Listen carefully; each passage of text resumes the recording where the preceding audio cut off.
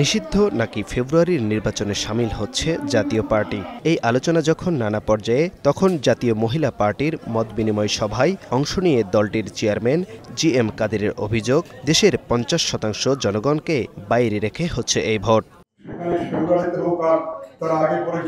জনগণের ওপর চাপিয়ে দেয়া কোনো সংস্কার জাতীয় পার্টি মানবে না জানিয়ে নিরপেক্ষ সরকারের অধীনে নির্বাচনের দাবিও তার। ফেব্রুয়ারি মাসে যে নির্বাচন এত আলাপ আলোচনা হচ্ছে, সেটার বিষয়ে আমাদের মতামত হলো এটা সঠিক করতে ঠিক নির্বাচন হচ্ছে বলে আমরা মনে করছি না। এটা নির্বাচনের নামে কিছুটা প্রহসন হচ্ছে বলে আমার বিশ্বাস। সরকারি দল এবং আধা সরকারি দল এই দুটোর মধ্যে নির্বাচন হচ্ছে।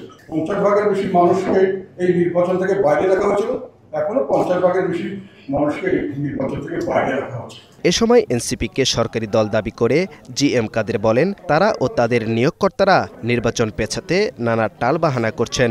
সরকারি দল যেটাকে সরকার যাদেরকে গ্রহণ করেছে, যে আমাদেরকে নিয়োগকর্তা এবং তাদের দিয়ে দল গঠন করেছে, সরকার সর্বাত্মকভাবে সেই দলকে সমর্থন করেছে এবং সেই দলের দুজন অ্যাডভাইজার এখনো মন্ত্রিসভায় আছে।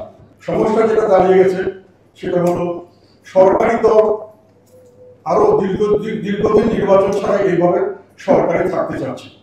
সরকারি দল মানে শুধু আমি অন্তর্বর্তীকালীন সরকার না, তাদেরকে যারা নিয়োগকর্তা এবং তাদেরকে যারা নিয়োগ করেছে, নিয়োগকর্তা তারা যে সরকারি দল, ওরা দীর্ঘদিন ধরে আরো বেশি দিন এরা কন্টিনিউ করার জন্য ওনারা ইচ্ছুক।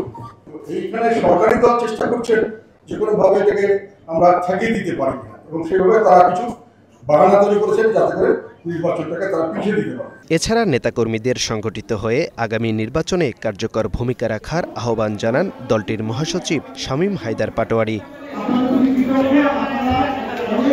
Akhtaruzzaman, Star News, Dhaka.